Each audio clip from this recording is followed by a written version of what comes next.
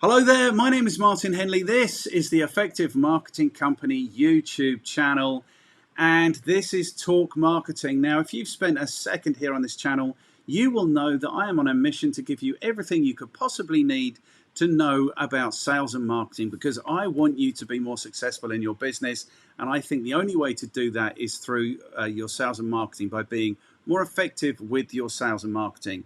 So not only am I here giving you everything I know, I am also grilling anyone I can find with significant experience in sales and marketing to extract exactly what it is that they know. Now, today's guest has sales experience that I could find going back to 2001, so that's 20 years. He has run his current business, Tony Morris International, for almost 16 years. He is the author of 5 books. His professional headline boasts that he helps sales teams triple conversions in 12 weeks. Triple conversions in 12 weeks. So that's pretty exciting. His superpower is that he conducts live sales calls on stage to audiences' ideal prospects and gets results. Today's guest is conversion strategist who has developed 36,000 sales professionals. Today's guest is Tony Morris. Hello, Tony Morris. Let me see how I get you. Guest full. There you are. And I haven't set you up as guest. Guest 1 is Tony Morris. There you are. It's very zoomed in. Let me fix that. I told you I couldn't vouch for the technology. Let me zoom out a little bit. Zoom and pan. Zoom out ever so slightly. Oh, you could have gone back. Yes. Tony Morris, how are you, man? Very well, very well. Delighted to be here, and thank you for having me on your show. That is only the greatest of pleasure. I mean, I was just telling you that yours is the most impressive LinkedIn profile that I have ever seen. I mean, it's insanely good. Who doesn't these days? But I run some LinkedIn training. I've done some LinkedIn profiles. The thing is, they're normally rubbish, so it's not really hard work, to make them ever so slightly better. Yours is a masterpiece, man. Yours is an absolute masterpiece. I really appreciate that, because I do find they're normally CV style. This is my background, this is my history, which is pretty irrelevant to most people.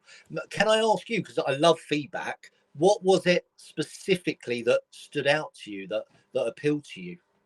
Okay, well, what you've done is exactly like you say most people don't do. So what you've done is you've thought about it. Clearly, LinkedIn is an employment database. It's a getting employed database. But what I tell people is it's the largest, the most dynamic, the most up-to-date, the most accessible database of business decision makers that has ever existed. And so what I tell people is, you need to think about it like that.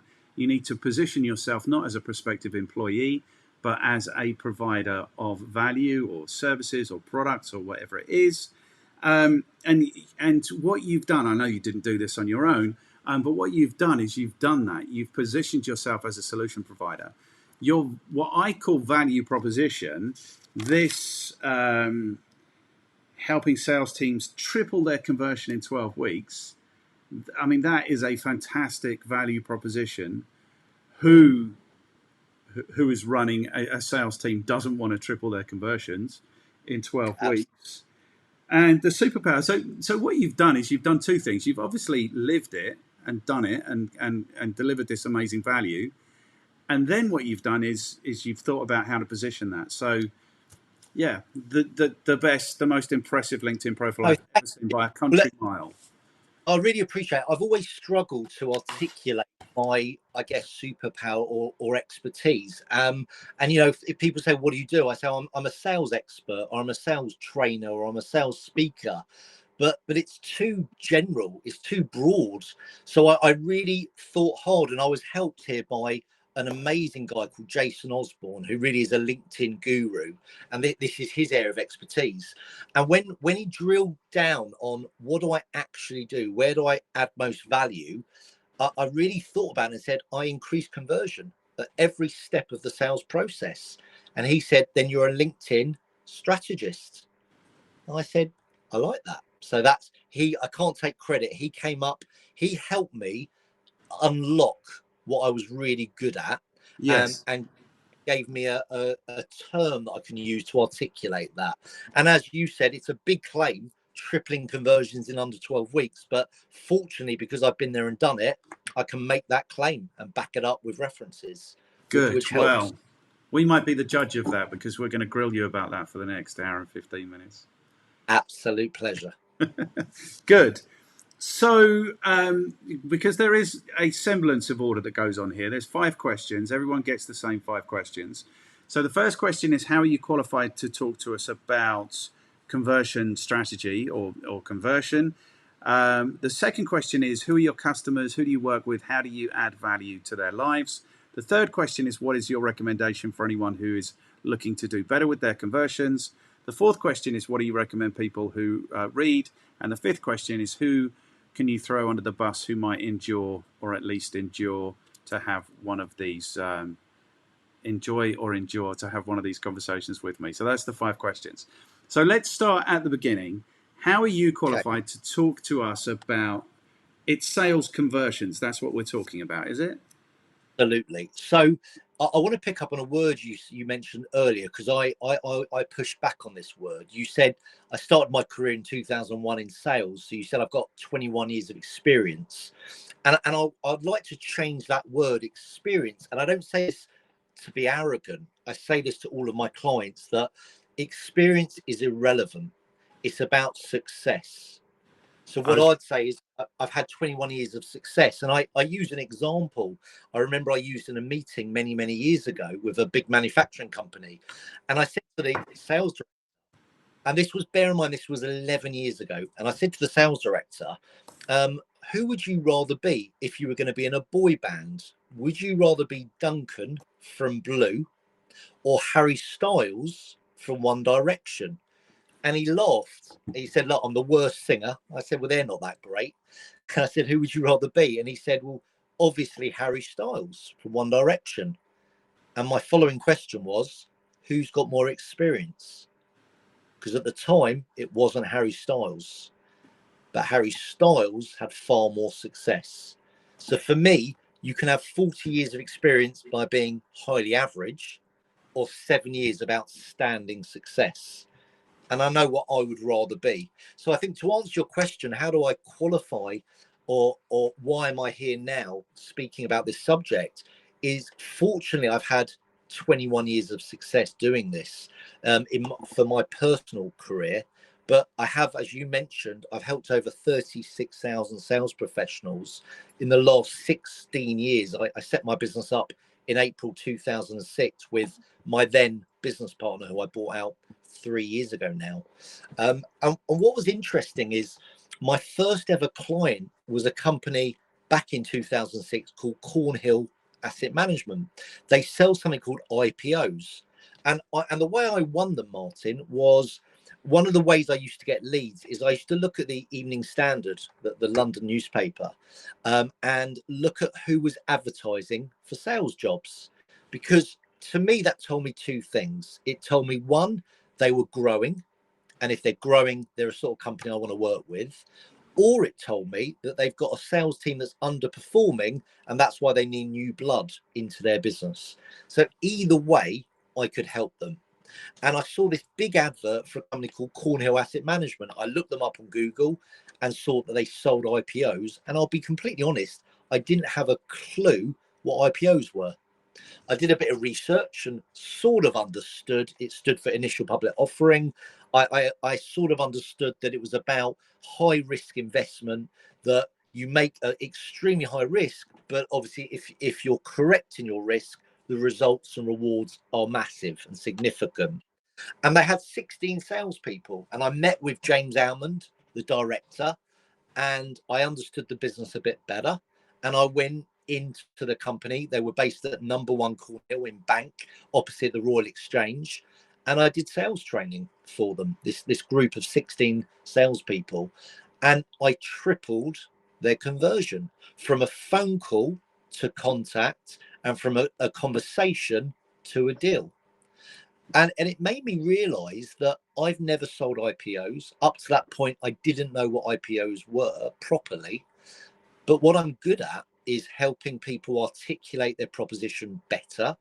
I'm good at have asking better questions and listening effectively, listening to not just what's said, but what's not said.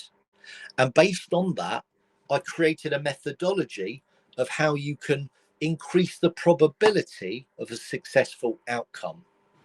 And that was the only reason that I tripled their conversion.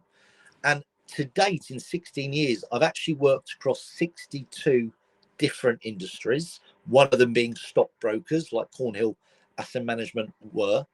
And I've proven this strategy, this methodology for the last 16 years, because I've learned one massive thing, really, that sales skills, sales techniques, sales tools are transferable. No matter whether you're selling a property, an investment, a product that you manufacture, utilities, the sales fundamentals don't change.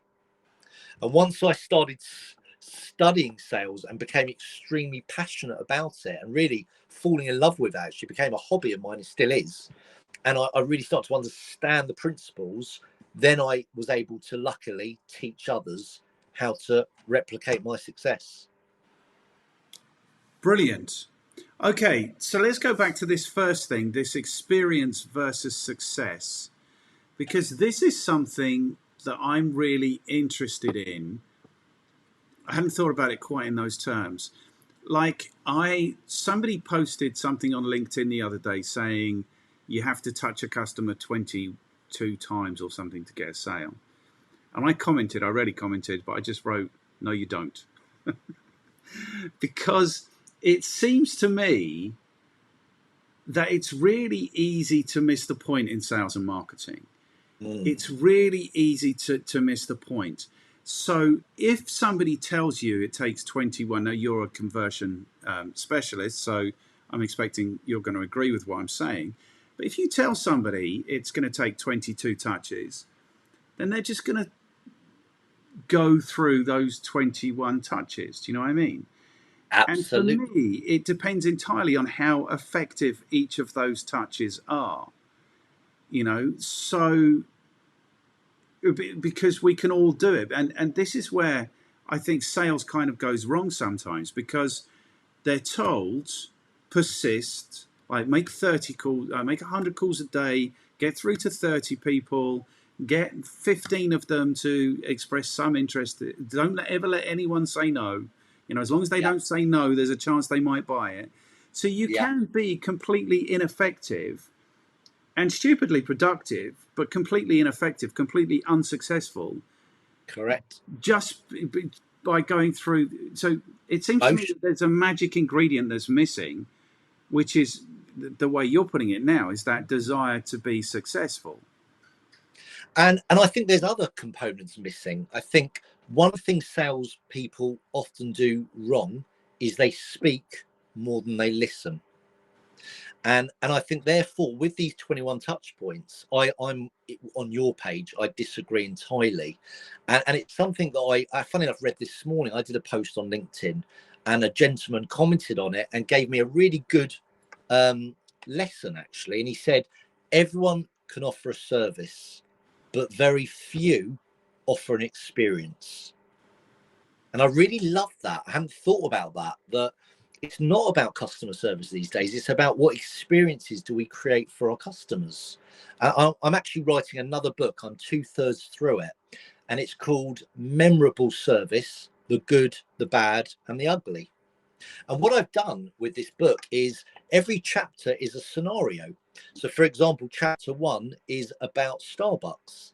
And I remember years ago, and this happens every day, I walked into Starbucks to get my normal skinny latte. And the lady behind the till said, do you have a loyalty card? And I said, no, I don't. And she said, would you like one? And I said, no, thank you. I've got enough cards, but thank you. She got my name and I ordered my coffee. And when I sat back to drink the coffee and read the newspaper, I reflected on the conversation and thought, why did I say no to that? The reason, she didn't tell me what's in it for me. Had she have said to me, I see you here regularly, but you never seem to take advantage of our loyalty scheme. Why is that? And I would have said, I don't know what you mean. She said, well, look, you're here 4 to 5 times a week. Did you know for every 6 visits, we give you a free coffee? I'll tell you what I'll do. Let me get your email, and now you can start taking advantage of this loyalty scheme. What's the best email for you? So if she'd have articulated like that and told me what's in it for me, and then used the final technique, which I call don't ask, tell, where she said, rather than would you like that, she said, let me make it easy for you. What's the best email? I'm more likely to go, yeah, let's do that. So every chapter is about an interaction, a sales conversation, where sometimes we say yes to things, but often we say no to things. And I tap into why this happens. And where the book's a little bit different is I've got these spy glasses, these mystery spy glasses that when I go in, I video the interaction. And what I've done is obviously get permission afterwards to say, I'm writing a book. May I include this video in the book? And they often say yes, because they think they're going to be famous, which is cool. So I have the link to the interaction in the book, as well as obviously what happened and my recommendation. But the reason I tell that story, Martin, is it goes back to what you said. It's not about the touch point, it's about making it count. Yes. And I think there's a famous saying that practice makes perfect, but I'm a terrible golfer. And for about 6 months, I was practicing the wrong things weekly at the range. But it wasn't until I invested in myself and took on a professional to start coaching me. I'm still a pretty bad golfer, but I have got better. And when I'm at the range, I'm now practicing the right things on a regular basis. And fun enough, the outcomes, the objectives are my shots are slowly getting a bit better. So it's about making sure those touch points count. And I would much rather have 7 exceptionally good touch points than 21 bad ones. And I think that's your point, really. And I think it's a really valid one. It's not about the volume, it's the quantity, it's about the quality of that touch point. How do we wow our prospective customer through every step of the process? How do we stand out? How are we memorable? How are we unique? And how do we add value at every touch point to our prospective customers? And I think if we do that consistently, that will increase the probability of a successful outcome. 100%. And I think it's about putting yourself in the game.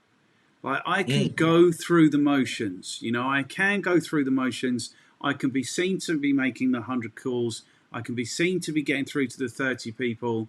I could put together like a really healthy pipeline. Apart from I don't think that is healthy, because people not Correct. saying no to you doesn't mean that they're going to buy at some point. It means you just haven't given them the opportunity to say no. You've So got that, just on, sorry to yeah, interrupt, got a massive list of maybes. And a massive list of maybes is not what you want in a pipeline. or even worse than that, you've got a massive list of people that you haven't affected enough for them to express either way. They want to do it or they don't want to do it. Do you know what I mean? It's Totally. like, which is poison. And I think this is really bad for salespeople. I think it's really bad for businesses, because people believe in their pipeline. And surely 90% of a pipeline is junk if you just haven't given people the opportunity to say no. You haven't Yeah, presented it effectively. Do you know what I mean? So I think this is totally. really important. And I think it's the difference between being in the game or not being in the game. You can go through the motions, or, I used to say when I was cold calling, it was a long time ago, I'm here to rattle cages. I Yeah, need that person to remember, like, because my thing would be get in, make the proposition, find out if it's going to work or not, find out if they've got the legs to do it or not. If they want to do it, that's great, it happens. If they don't, then I go on to the next. But yeah, and I will tell them, that's great, you've told me no, I'm going to call you in 3 months' time. And yeah, it doesn't matter what, because, who else am I going to call? But the mission for me would be to be remembered in 3 months' time. So I don't know how many people are calling these people every day. I don't know how many people they're talking to. But if I've had 2 interactions with people and I call them in 3 months' time and they don't remember me, I take that as a personal failing, or I did do when I was doing this work, you know? Couldn't So, agree more. And yes, if you've got a sales team, you know, and you've got a couple of people in the team, one person who's making 10 calls a day, having 2 meaningful conversations and creating 1 genuine opportunity, you're going to pick that person all day long over the person who does 130 calls, has 47 conversations, and adds crap to the pipeline yes, where he or she doesn't know if there's a genuine opportunity. Because, and I think it leads on to your second question, which we'll get to whenever, about who do we work with. And I call it, are you fishing in the right pond? okay, Because you can't work with everyone. And therefore, you need to really understand who your niche is. And yeah, you can have numerous niches, but when you're on that call, a cold call as you call it, we need to qualify them in or disqualify them out. yes, And there's nothing wrong in that. But if you're going through the motions and doing what your boss is telling you to do, make 100 calls, try and have 30 conversations, but you're doing it the wrong way, you're never going to get anywhere. you're And never it's going to about, get anywhere. you know, it's about learning from every call, from every interaction. What can we gain? What's one thing I can take away from that call that's going to serve me and my customers better on the next call? Yes. Okay, and I think there's a wider kind of issue here, which is the 9 to 5 thing. Because then you say, okay, I have to be there from 9 to 5, so I'm just going to fill my time. Do you know what I mean? Yeah. So I think there's a lot of people going through the motions like that. Okay, Yeah. so the second thing I want to talk about that you said is that there are different types of conversions or Yeah. different kinds of conversions. So whenever I've been asked to train salespeople, I've always been told these are terrible closers because they think there's only one close, which is, did I get the deal or not? Yeah. But in my opinion, there are typically several steps between where you are now and them actually getting you the deal. So the way I think about a conversion is it's agreeing what the next step is and agreeing to take that next step. Do you know what I mean? So when I was selling Totally. advertising in the mid 90s, it was, can I get them to take a media pack? And if they Yeah. do take a media pack, then that's okay. I put it in the post, and then I call them in a couple of days' time. And we have the next conversation. Do you know what I mean? So Totally. for me, there are lots of little closes between where you are and where you get the deal, or where you get the repeat deal, or where you get the ongoing contract, or wherever it is. And it sounds to Totally. me like you're saying that as well. So I changed the word closing to commitment. It's about getting these little commitments, a commitment for another call, a commitment for a meeting, a commitment to get other stakeholders involved, a commitment to digest the information I send you, a Yep. commitment to questions about it in my follow-up. All of these are little commitments that we get, which therefore leads to the final part of, are we doing business? And you can use whichever narrative you want or whichever technique you want, as long as the principle is, are we going to work together at the end of this journey, at the end of this process? And I Yes. think one thing that I learned that really motivated me when I started out selling in a call, I started off in a call center, but then I sold, which was B2C, I was selling utilities, but I then moved into software and I was selling something called address management solutions. You've probably, your listeners and yourself would have all used it. When you enter a postcode onto a website and it populates your full address, that's the software. It wasn't very sexy, but it was a necessity for many, many businesses. And I remember at the time, my boss, David Mead, used to tell me to measure everything. He said, measure how many calls you make, measure how many conversations you have, measure how many appointments you do, and measure how many deals you do. And I became quite obsessed with these numbers because in our monthly meetings, I had to report my weekly figures. And at the time, I used to close 1 in 3. So I'd go on 3 meetings and I'd win 1 of them. And at the time, my average value was quite low. It was about £100 at the time when I started out. And I used to go out on 3 meetings and win 1 of them. And I got quite frustrated that I was losing 2 and winning 1. Until David said to me, what's every meeting worth to you? I said, well, nothing. The first two are worth nothing, but the third one is worth £100 because that's the deal I'm doing. He said, you're looking at the wrong way. Every meeting is worth £33 to you. You're just not seeing it that way. And it wasn't until I really got that about my conversion, because he was right. If at the time I converted at 1 in 3 and every deal was worth £100, every meeting I went on, whether I won or lost, personally earned the business or me £100 commission. And I then applied that to my sales calls. If I knew one appointment earned me £33 and it took me 10 calls to book an appointment, every call was now worth £3.30 to me. So when I started to understand that, I realized there was a value to everything I was doing. Because I know if I say to most salespeople, if I give you £10 today, would you make another 10 calls? And they'd all go, of course. But they're earning that anyway, or more. They just weren't looking at it like that. And that for me was about understanding the different steps, the different conversions from a call to a contact made, from a contact made to a conversation to an appointment to a second appointment, to a face-to-face, to a presentation, to a deal. All of those steps are part of the journey of a conversion. And what I teach and what I believe and know to be true, that if you can improve and these little marginal gains that's been said across every step of that journey, you will massively increase the probability of a successful outcome. That's what I mean. 100%. 100%. And this is like, when I started work, we were selling advertising. It was 100 calls a day. You were getting through to 30 people. I might get 15 media packs out. I might get 7 people agree to a follow-up. You know, it was that kind of those kinds of numbers. And I was always tracking the numbers. I think I had a really good manager. My first manager was amazing. And he kind of directed me to do this. But people on other teams weren't. So they were banging out 100 calls a day, and they had no idea of what the outcome had been. You know, at the end of the day, they might as well not have done anything because they didn't know what they'd done, you know. And this has gone through everything that I've done, where I've always been fascinated about the numbers and also about the steps, like this, the chronology of the way things happen. So this is the first thing that happens, that goes to the second thing, to the third thing, to the fourth thing.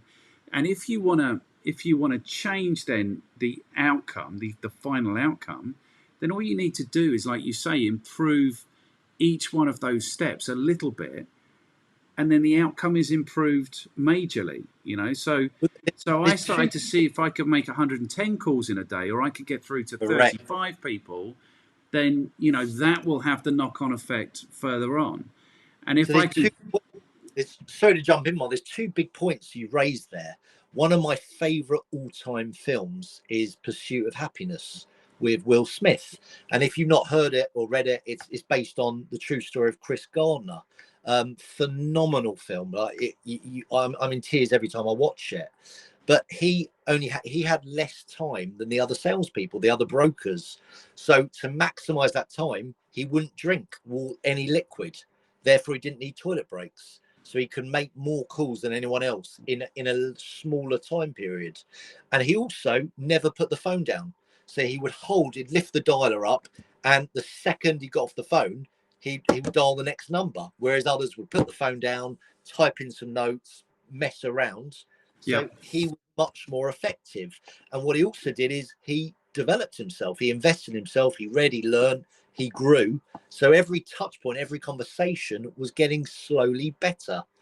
And that's why he's now a billionaire and has done very, very well for himself, amongst many other reasons. So that's one big point. And then I used to train a company back in 2008 selling advertising space called EMP Publishing. And one of their most successful salespeople was a lady called Hannah. And I was watching her, observing her. What did she do different to the other salespeople? You know, to me, she was smashing the phone like everyone else. But on a Monday morning, she'd come in with a folder full of leads. And she spent part of her weekend going through magazines, looking at which companies were advertising so that she knew there was an opportunity, because they're advertising with competitors. She had an opportunity. Whereas the rest of the team on a Monday morning spent 2 hours finding data. So immediately Hannah's put herself in an unfair advantage over her peers, because she chose to invest a bit of her time and energy on a weekend getting data, getting good leads. And that was the difference. She wasn't any better necessarily than anyone else, but she took that extra step. And I think sometimes if we can take that extra step and invest in ourselves and improve every step of the process, we are more likely to get better results.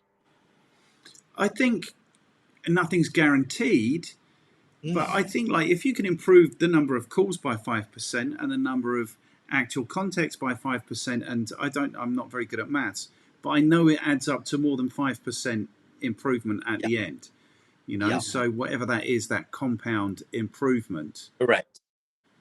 What did I And I want think to say? it is the compound effect, and it's a great book, The Compound Effect. But it's about doing it consistently, building Yes. this into a routine. That's critical, because otherwise, what happens is you just have a great month, and you start showing off and thinking, "Oh, I've got this, I've nailed it," and then unfortunately, you go slowly creep back into your bad habits. Yes. You know, I read a great book, Atomic Habits, by James Clear, and I think he claimed it takes about 66 days to build successful habits, or to build new habits, because we weren't born with these habits. We developed them and created them over a period of our life. But what it does tell us is we can rebuild them. We can change them. Our brain is software. We can reprogram ourselves. So one thing I've noticed and observed with some of the best salespeople around the world is they have better habits than others. And I've got a podcast called Confessions of a Serial Seller, where I've been blessed and honored to interview 100 of the best salespeople in the world, people like Jeffrey Gitomer or Jeb Blunt or Victor Antonio. These are self-made multimillionaires from sales. And one thing that stood up amongst all of them, a common thread, is they constantly are looking to learn. They describe themselves as work in progress. And these are people top of their game, but they keep learning. They keep wanting to get better. Okay. That's interesting. I sold for 10 years, and when I started my business in 2005, I decided it would be a marketing company. Mm. It didn't matter. Like what I was offering people was essentially sales consultancy. Um, but I looked at it, and literally my reckoning was I'd spent 10 years in the sales departments with all of the target and none of the budget, whilst the marketing people had lauded it up with none of the target and all of the budget. So obviously I was going to go where the budget was. But there is this thing, sales and marketing. And for me, it's a chronology. You do your marketing, that gives you the opportunity to sell. But it sounds to me like you might be saying, I mean, in my sales career, there was no effective marketing going on Sure. in any of the jobs that I had. Every sale I ever made started with their phone ringing and me saying, "You haven't got a clue who I am, but we should have a conversation about whatever it was," not exactly that. And like you're saying, like bringing in newspaper clippings of leads of who's advertising of. So where do you stand? Because okay, so I tried to ask this question recently and I didn't manage to get it right, but I think I've got it right now. Salespeople will always blame marketing. Yeah. Marketing people will always blame sales. So if you're going in as a sales trainer, how do you discern if actually it's just been really poor marketing or Mm. if there is some way to improve the salespeople? Yeah, great question. I think one of the first things that I ask is how they're generating leads.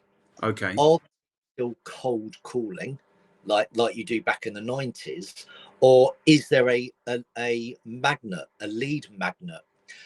So one question that I always coach in my sales training, when you're doing, let's say you get an inbound call or an inquiry, an email inquiry, or web inquiry, one question I always advocate, rather than how did you hear about us, I ask who recommended you to us. Because I do that for two reasons. One, it still achieves the same goal. You find out the source of the inquiry. How did they?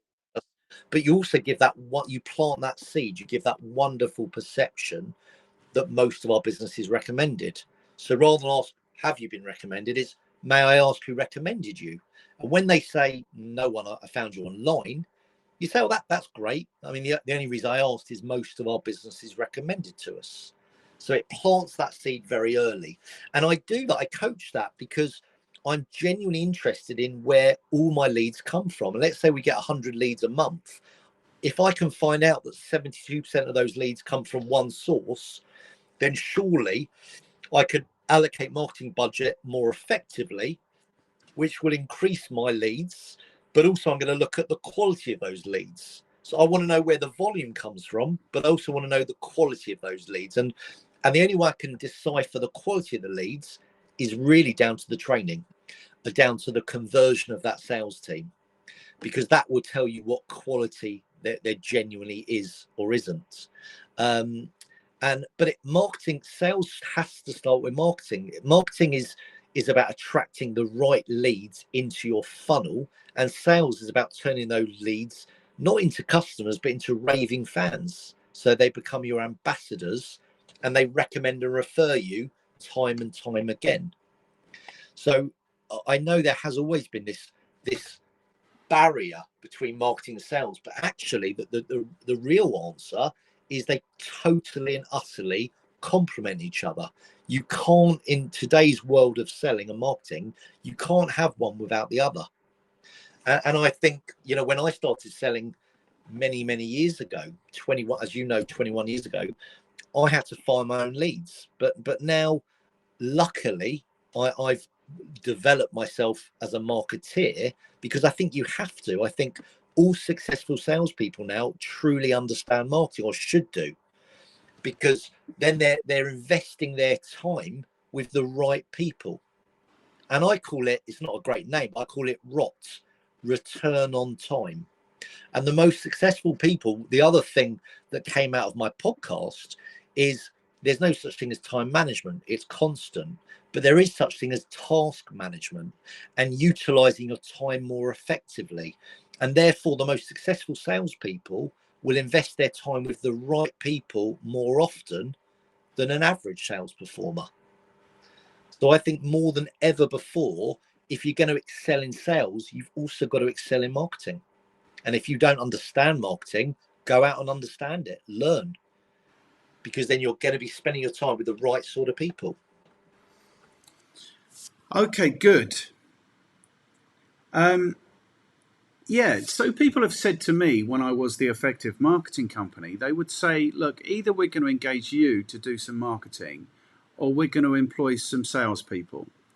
And what I had to explain over and over and over again is that it is a chronology. Marketing generate the leads. Leads are the work of salespeople. So effectively, if you've got too many leads, you need more salespeople. In every other instance, you need to fix up your marketing. So I think it is interesting like that. But they employ salespeople, but the marketing still has to go on. But when salespeople do marketing, it's actually canvassing. It's just knocking on one door at a time, or calling one number at a time, or messaging one person at a time on LinkedIn, because they don't have the resource to do the actual marketing, which is the budgets to run advertising and email campaigns and search engine optimization. Sure. And. Okay, good. But the only thing I'll push back on that, Martin, you're absolutely right and valid what you said, but I train a company that sells property investments, how to be a property investor, and they sell an e-learning product, learning how to do it. And Tyler Newman is the managing director, and his conversions were 22%. So out of 22 out of 100 would end up buying from him. But his two salespeople that I trained were converting at 5 and 7%. So to begin with, I said, stop spending money on leads. He was spending £40,000 a month on Google AdWords, YouTube ads, LinkedIn ads to generate all these leads.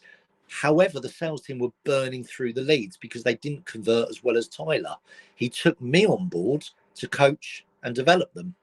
And fortunately, over a period of weeks, we doubled. We didn't triple, unfortunately, but we doubled their conversion, both of them. And one left. He found out sales wasn't for him.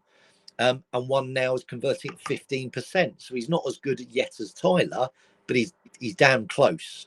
So it's one thing about getting the right quality of lead through into your funnel, but it's another thing making sure your team dealing with them is converting at the highest level they can, rather than burning through leads, which could cost the company fortunes. Yes. And I think that's the key thing when it comes to marketing. I think this is where marketing miss the point, whether they do it intentionally or otherwise.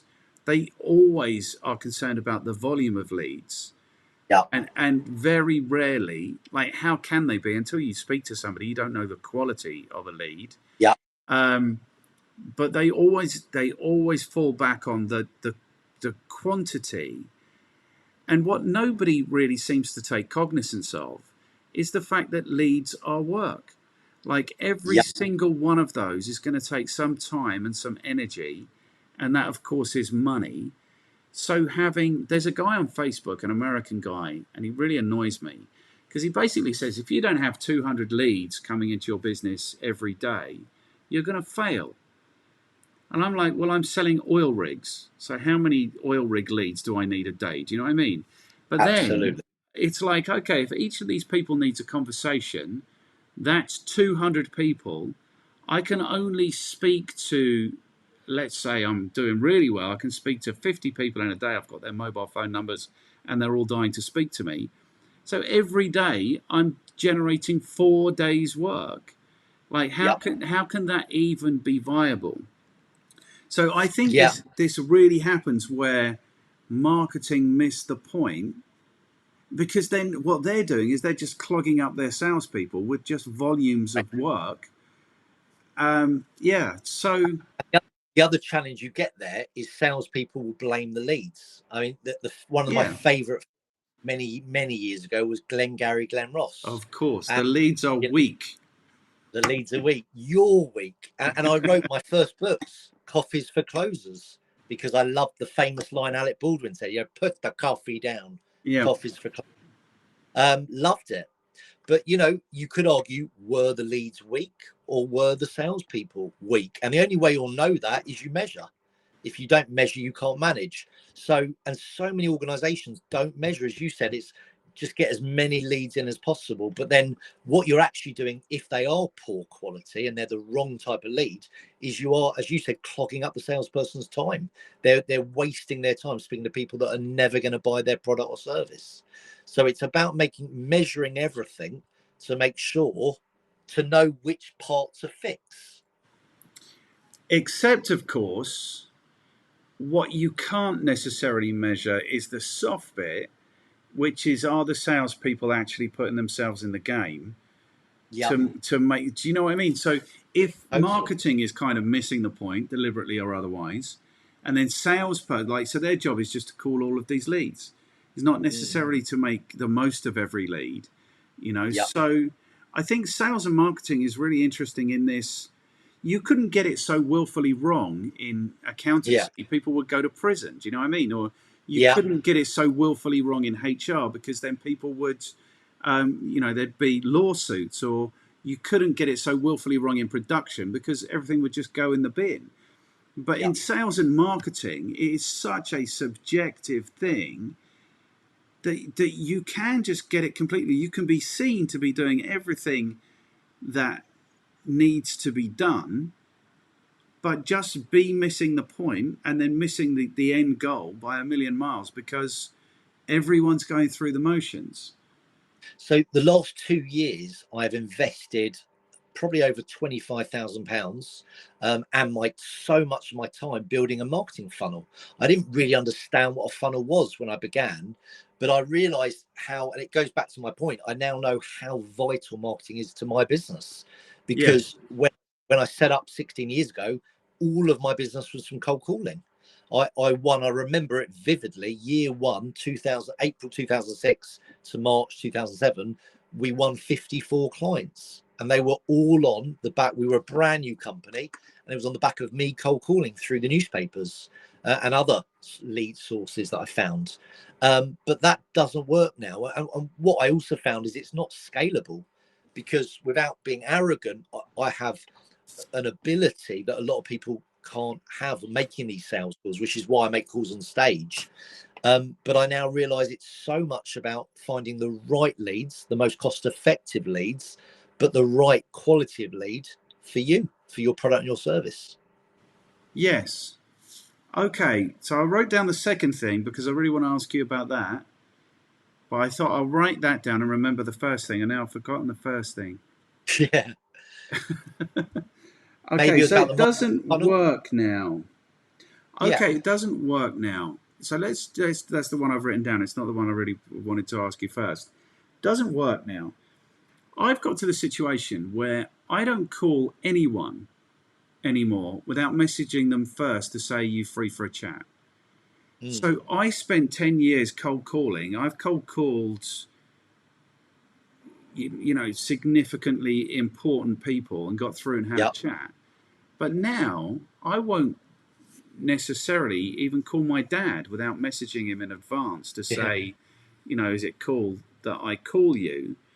So famously, people don't answer the phone anymore. It was Mm. always when I stopped, I ran a training probably up until about 2012. Part of that had to be about how do you deal with voicemails and stuff. Um, so does it work now? That's the question. I remember the first part. Okay, No, but you. it's a great point. It's something that's debated on LinkedIn daily, and I'm same as you. I truly believe cold calling in the name of picking up the phone, calling them out of the blue. They don't know who you are. I don't believe works now. I think we have to use our time better, and I believe a warm up is always better. So they're expecting your call. So what I do for my business when I'm prospecting is I use a software called BombBomb, a video email software, and I send a personalized video to every prospect that I call. And something I learned in marketing by a great guy, Nigel Botterill, who runs the Entrepreneur Circle. I bought this £5 whiteboard, speech bubble whiteboard.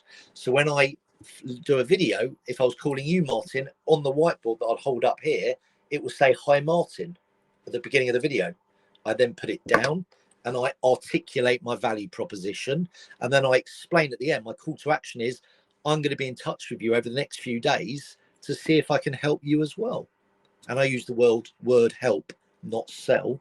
And then I follow up with a call, and they are much more likely to take my call because not many people do that. And every month I also do some direct marketing.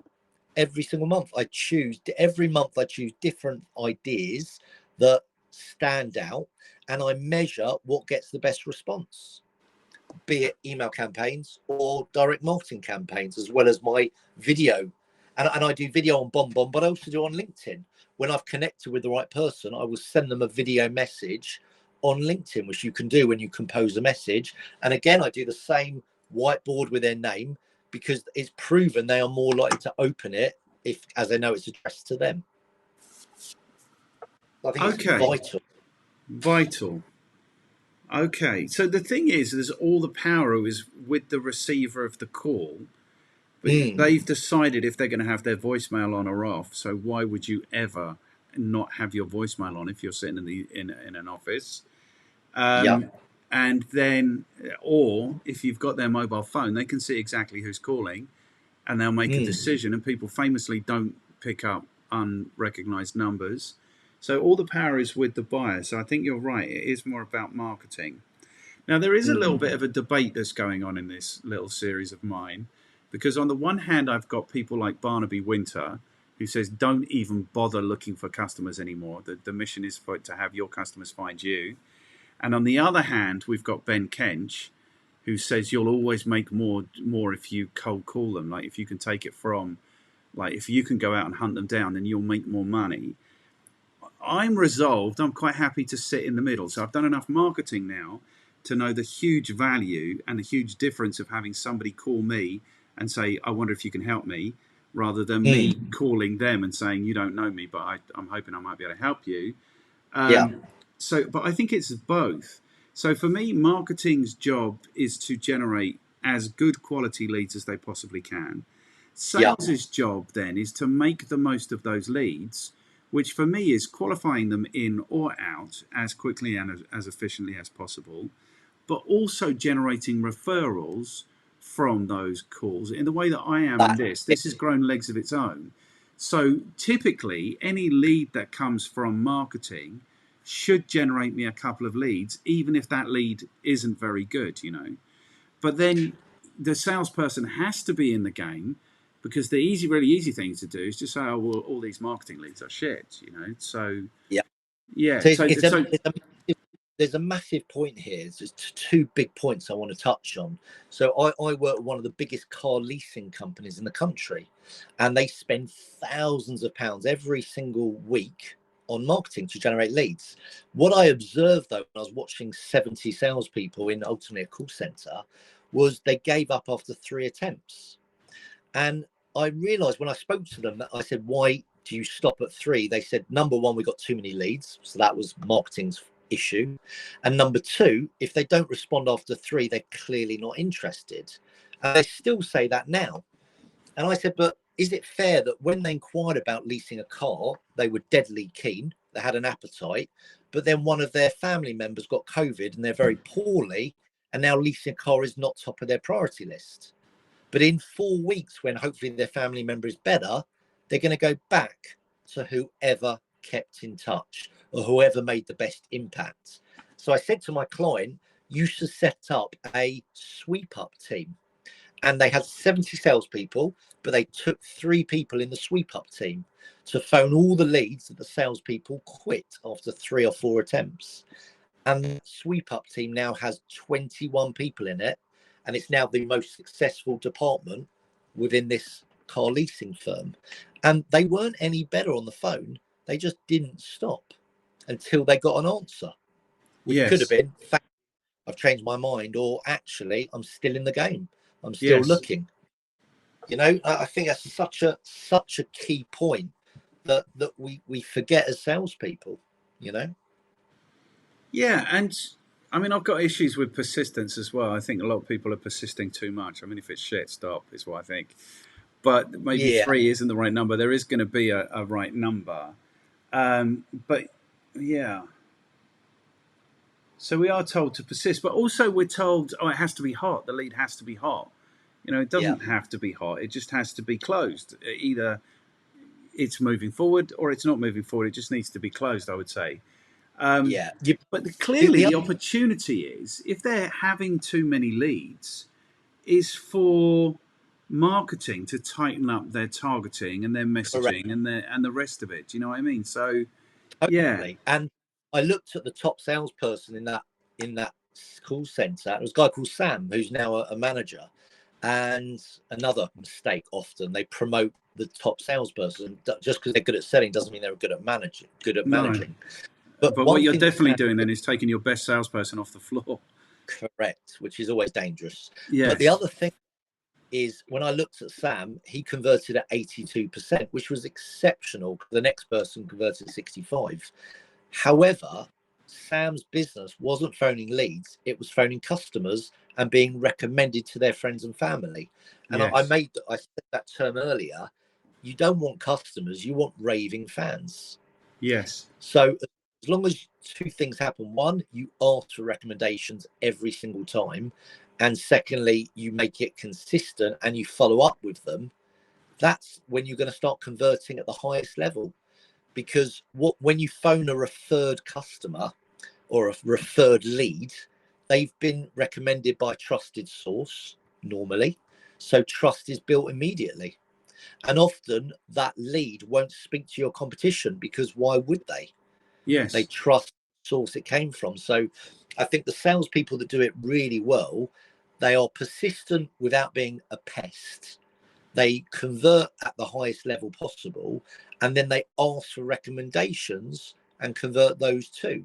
And someone who's been recommended often become a great recommender because of the nature of how they came into contact with you. I Yes. think that's cool.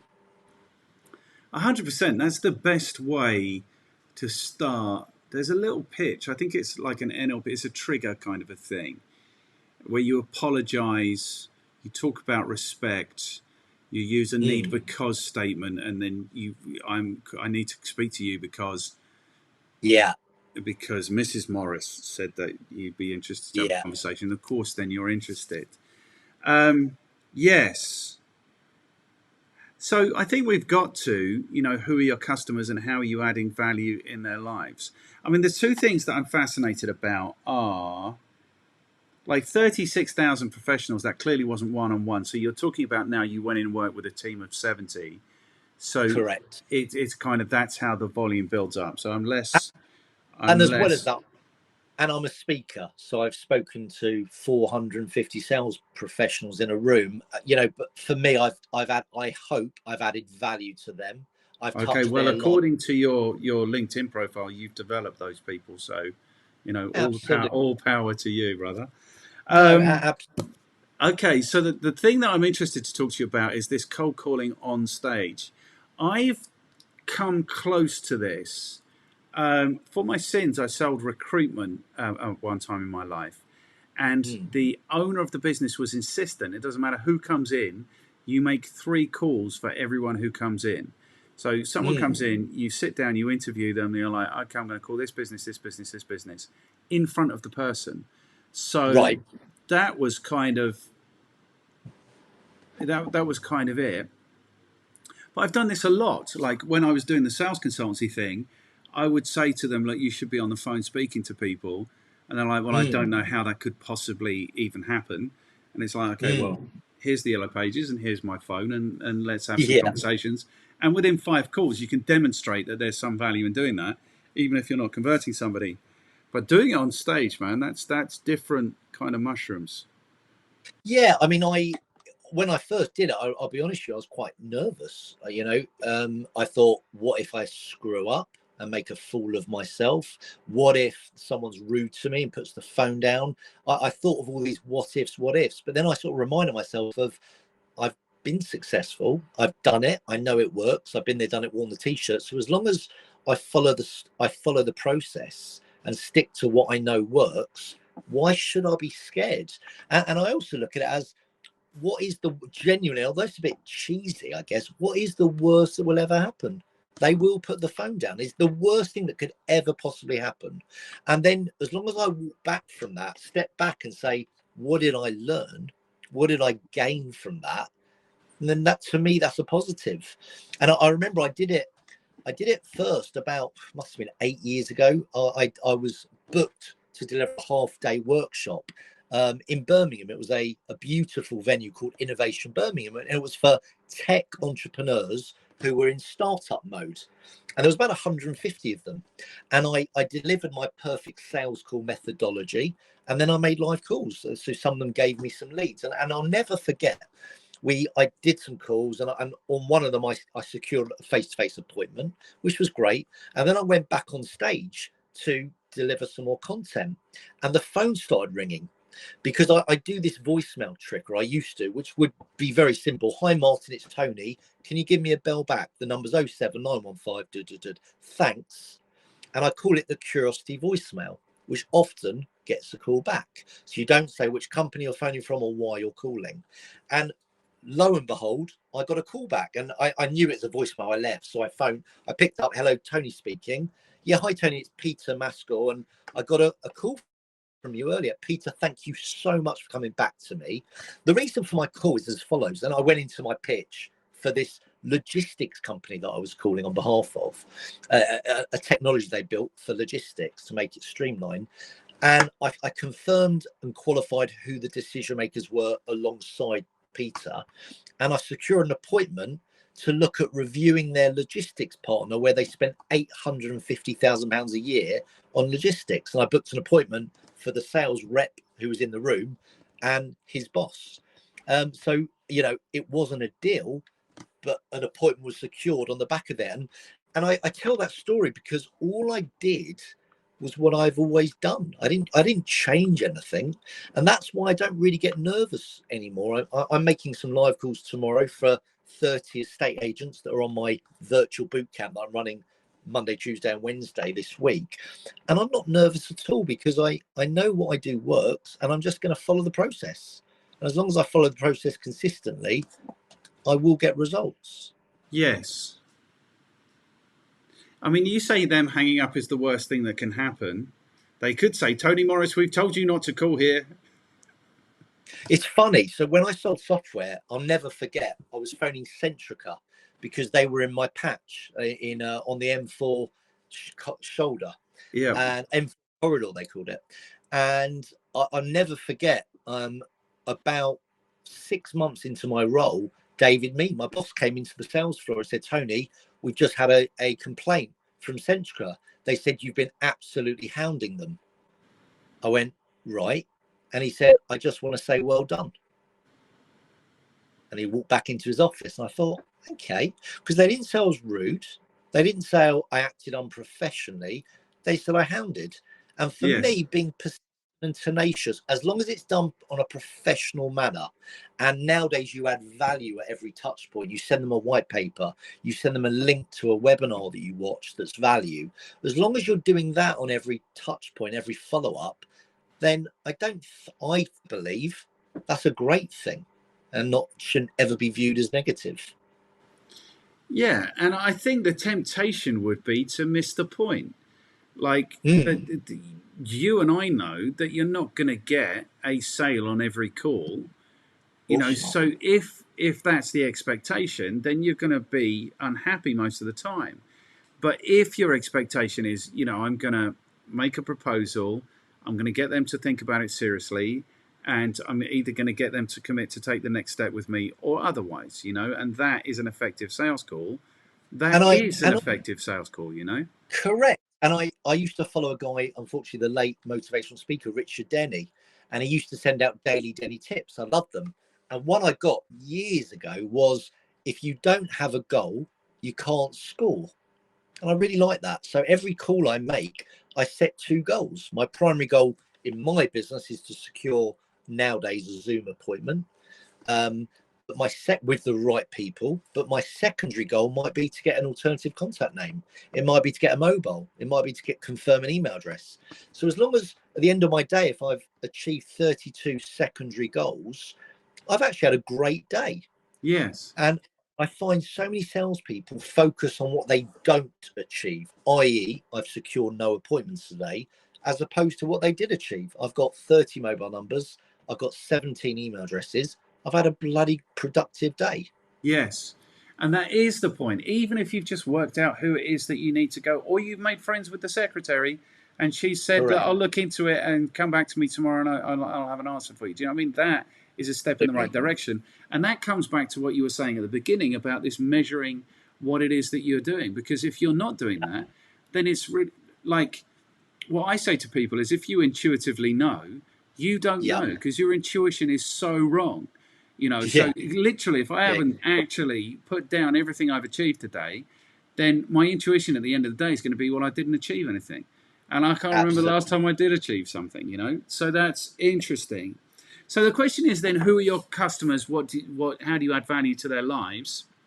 Yeah. I suppose we could tailor that a little bit. I don't need to know who your actual customers are, but I Yeah. suppose what we're interested to know is what the most common issues are and the most successful fixes. I think that's what we're interested to know. Yeah, absolutely. And I think the way I worked this out was I learned from a guy called Brad Sugars, who's the billionaire owner of Action Coach, one of the biggest coaching, if not the biggest coaching franchise in the world. And he said, grade your customers. He said, grade them from A to D. A are your most profitable ones you love to work with. B is your bread and butter. C is your one-off clients. And D are your dead ones who pay you the least but give you the biggest headache. So when I got to the point of winning 100 customers, I went through the A to D rating and I observed my A's came into 3 different industries. And they are now my niches, which is estate agents, IFAs, like financial services, and property investment companies, different to estate agents, so, and car leasing. So when I understood those 4 industries are where most of my A's are, they became my niches. And all 4 industries have different challenges. So, and also they're changing. So right now, estate agents, which is by far my biggest market, my biggest niche, they have, across the country, they have a lack of stock. They got loads of buyers, loads of people wanting to rent. They don't have enough property to show them. So what I've done and proven, and again, going back to my value proposition, I have tripled their stock levels over a period of weeks and months. And I do that by implementing 10 strategies that I teach them. And it's game changing when I teach them those strategies. Whereas if I look at my car leasing companies, very different. Their challenge is conversion. They've got loads of leads, but they're just not converting effectively. And that's when I look at the questions they ask, the statements they make, how often they're trying them, their follow-up process. And I look at every different measure that I implement until I look to double or triple their conversion. Cool. I mean, it's So really obvious to me. Sorry? They're the problems I solve. So it does depend on the industry. Yes. I mean, it seems to me that salespeople definitely need help. They always need help. Too right. Too right. My first book I read was a guy called Art Subject, amazing guy. And he's written many books now, but the one I loved the most was something called Smart Selling. He said, you never cold call, you do a smart calling, sorry. And he's now done his 4th edition, which very kindly, I was on his webinar. He sent me a signed copy of his 4th edition, which was lovely. But something he said to me is, no one ever graduates from the school of selling. And I really love that. And he's absolutely right. Sales is always changing. Marketing's always changing. It's being on top of it and understanding what worked 10 years ago may not work now. So it's about constantly evolving, developing and growing, and we're all work in progress. Yes, we all are. So what do you think is the, like if we're talking about personality or if we're talking about performance, what is the one thing that you see commonly in salespeople rather than in environments, and how do you address that? Now, I'm often asked, who makes the best salesperson? Is it an introvert? Is it an extrovert? Is it someone who's very analytical? And the truth is, the best salespeople are chameleons. They have the ability to identify the behavior of who they're selling to. But more importantly, once they ascertain that, they have the ability to adapt. Because something I learned when I studied neuro-linguistic programming was, if you can see the world through your customer's eyes, you are more likely to get your customer to buy from you. So therefore, no matter how many stakeholders are involved in the decision process, as long as I get their lens, I get their perspective, and I see the world through their lens, I'm more likely to get them to buy from me. So there is no one size fits all. It's about, do I adapt effectively? And as long as I do that, I believe I have the biggest chance of having a successful outcome. But I don't think that is the approach of most salespeople. Most salespeople are in like telling mode, aren't they? When they get the opportunity to speak to a customer, they're not even thinking about their customer at all. They're thinking, how do I get this pitch out? And look, there's other things to consider, obviously. It's not as simple as I've said. Use stories. Facts tell, stories sell. Use great metaphors. Do what you say you're going to do. Stand out, be different. If the door's firmly locked, try the window. So there are combinations, so many different components of what you've got to do. But to answer your question about behaviors, it's about adapting to who you're dealing with. And something that I do, I use Carl Jung's behavior matrix, the red, yellow, green, blue, and I color code my customers and I color code my prospects. So if I know I'm going to be speaking to a red behavior, I act very differently to if I'm dealing with a green behavior, because I cannot sell to both of them exactly the same. I just won't have success. Yeah. And what did I want to say? It's like, oh, I definitely wanted to say something then. It's about the customer. So I think salespeople tend to think it's about them. And then, Totally. and so it's like speaking, it's like public speaking. It's like if you're nervous about public speaking, you're wrong because it's got nothing to do with you and how nervous you are or how much you're sweating or anything like that. It's about the value that you deliver to the audience. So you're not the Totally. most important person in the room. The audience members are the most important people in the room. And it's almost exactly the same with customers, with sales and with prospects.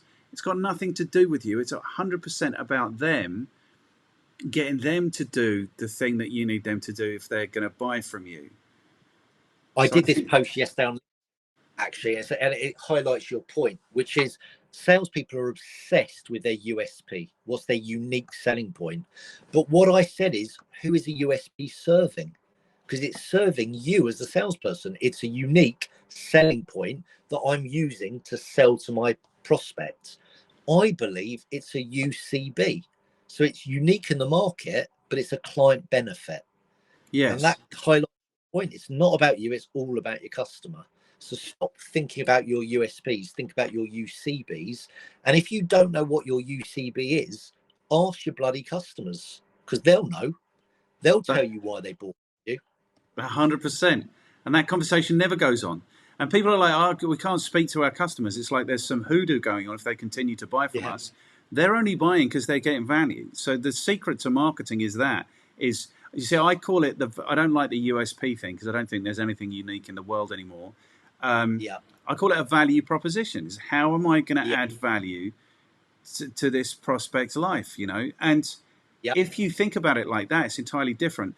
I've got a mate of mine was a sales trainer, and he said, I don't know if you speak Norse, do you? No. I don't Like the know. Vikings, no? Oh, okay. Yes. So he says that Yes. the word sales comes from the Norse word selja, which means to serve.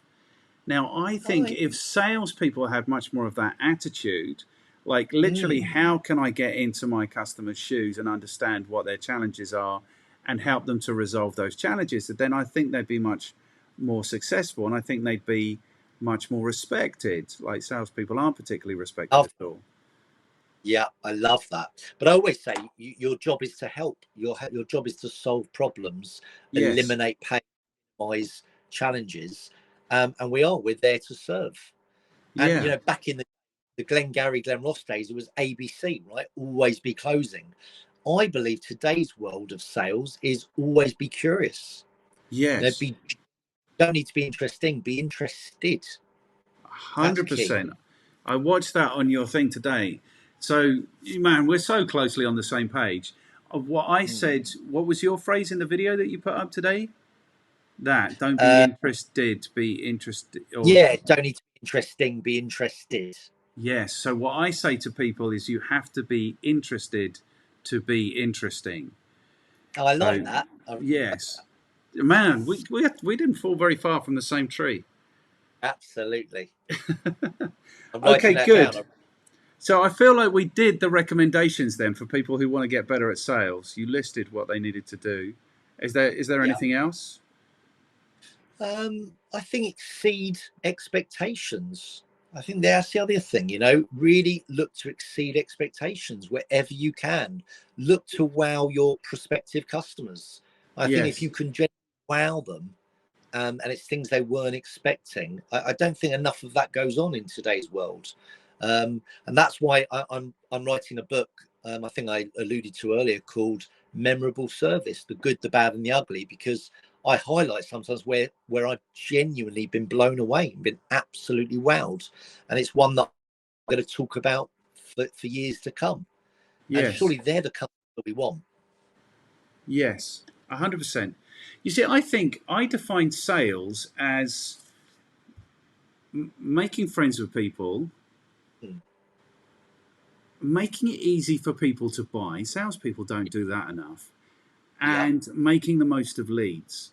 So it really yeah, is those three things. So I think if I think it's attitudinal. I think if you can put that yeah, attitude into people, then they will be much happier in their work and they will be much more successful in their work. And then all of the little things, the techniques, are things that will come if you need them to, I think. Couldn't agree more. I'd push back on the first one about being friends with people, only because some customers will not want you to cross that line. So No. I think, in my world, I would love it if all my clients were friends, but it's not the real world. So Yeah. for me, it's about people comfortable with you, gaining trust. And if they trust you and they're comfortable with you, they are more likely to buy from you. Not Yes. necessarily because they think you're their friend. Yeah. Well, I sold in So, South Africa for a period of time. And so I do this whole thing like marketing through sales. And what I'm yeah. saying to people is it's like what you should be doing always is lifting the engagement or the nature of the engagement. So they see, I don't know, an Instagram post, they receive an email about a training, they might see you speak at a breakfast, they might go to a training, they might have you come in for a cup of tea and a chat about a consultancy or whatever, and it just goes up and up and up and up and up and up. And what I say to people is the end goal is to be godparents to their children. Of course, it's a joke, but in South Yeah. Africa, it was kind of like that. Like in South Africa, you'll meet someone, and if you get on, they'll invite you around their house that day. Yeah. So I think the trouble is, if they don't want to be friends, then they probably won't be my customer because that kind of is That's my mission. But how nice to be in a position to choose your customers, right? How Yes, nice to do. I remember I fired one of my customers and I was gutted because I really liked him. We went out for beers, great guy, but he wasn't prepared to pay my rates. And I yes, recommended other experts who work with me, and he said, I only want you. I said, then yes. if you only want me, you've got to pay for it. And I don't think it was the case he didn't see the value. Well, maybe it was, I don't know, but I had to walk away from it, which I was upset because I genuinely enjoyed his company and working with his team. But you're never going to please them all, get them all, and that's okay. That is 100% okay. And that, I think, is forgotten in all of this. The only Yeah, point of being proactive in your sales and marketing is so that you can choose your customers. Because if you're not out totally. looking for customers all the time, then you're going to be stuck with the ones you've got. And the ones you've got might be horrible. They definitely exist, horrible And customers. as well as that, knowing who your ideal customer is, I think that's so important. One of the industries I used to be at work in was waste management. I trained a company called Viridor, and when I won them, I started looking at the market, and you come across their competitors like Veolia, Biffa, Sita, Shanks, and when I took a client of mine, Chris, out to see Wolf of Wall Street. His name's escaped me now, but he came to Jeff. What's his name? Wolf of Wall Street, whatever his name is, it will come to me. And he came to London seven The years ago or actor, 8 years ago. Not the actor, not DiCaprio.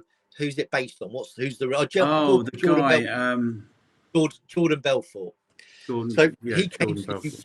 UK to speak, and I was having a beer with my client, chatting before the show, as it was. And I said, "What do your parents do?" He said, "My dad was a pro golfer. He's retired." And he said, "My mum's been a PA to a managing director for 37 years." And I said, "Oh, who? What do they do?" He said, "Oh, you wouldn't have heard of them. They're called Biffa." And it was like cha-ching. His mum was PA to the MD, who was my perfect dream customer at the time. Had I not have known Viridor was my client in terms of and knowing their competition, I would never have got that introduction. I would never have asked for that Yeah, introduction. So it's about knowing your dream customers. I call them my hit list, knowing who yes. they really. And this is the resolution I've got to with this marketing versus outreach thing, this marketing versus canvassing thing, is that if you're out looking for your customers, you can look for the right customers. You know what I mean? Yeah. Then you have that control, I think. Okay, good. We've gone for an hour and 18 minutes already, and we've still got 2 questions to do. So, unless Go there's for it. anything you should have said that you haven't said so far, is there? No, I don't think so. Okay, is there anything you've said that you shouldn't have said? Not that I'm aware of, not yet. Okay, good. Okay, so what should people read? Can you send me a list of your 5, and I will include those on the list? Because what I'll do is I'll put Cool. links in the description so people can get to those. You've mentioned a couple of books so far. What are your top 2 recommendations? What should people absolutely read? For self-development, my favorite is a book called Sumo by Paul McGee, which stands for Shut Up, Move On. Amazing speaker, amazing author. And another great book is by the great Andy Bounds. He's written 3 books now, but I loved his first one, which was called The Jellyfish Effect. Absolutely loved that book. So they would be my 2. Okay, I read that. I've got no idea what that was about now. Networking. It was It all was about networking. yeah, he's phenomenal. Great communicator. Yes, really good. Is he still busy? Is he still? Yeah. Yeah. He's his favorite, his area of expertise. He talks about the afters. So he gives an example that you don't go to a hardware store to buy a 12-inch drill.